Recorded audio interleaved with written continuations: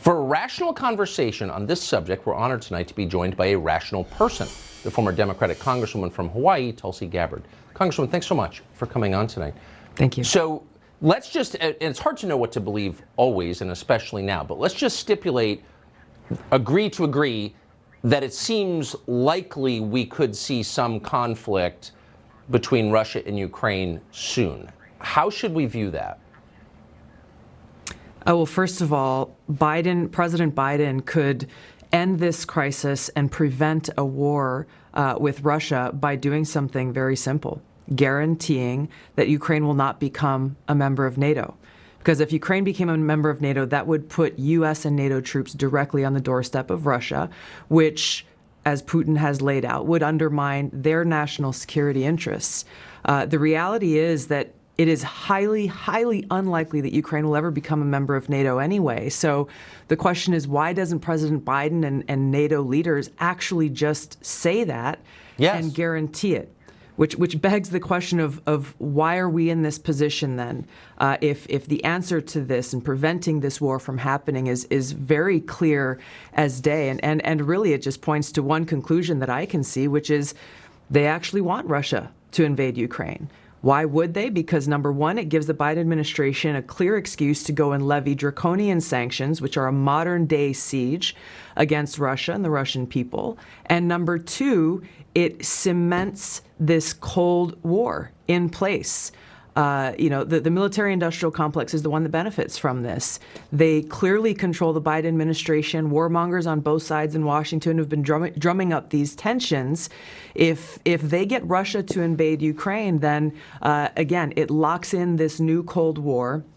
The military-industrial complex starts to make a ton of more money than they have been in fighting al-Qaeda or making weapons for al-Qaeda. And who pays the price? The American people pay the price. The Ukrainian people pay the price. The Russian people pay the price. It undermines our own national security, but the military-industrial complex that controls so many of our politicians wins, and they run to the bank. You've seen this from both sides as a lawmaker and a member of our armed forces, so I think you've got a credible view on this. I just have to ask, they've been telling us with increasing hysteria, Wendy Sherman and Jake Sullivan and the president himself, that the threat here is to Western Europe, that Vladimir Putin has aims on our allies in Western Europe. Why don't the Europeans seem as afraid as our leaders are, if that's true? I think that is a legitimate question that no one in the Biden administration or the NATO leadership has responded to in any way.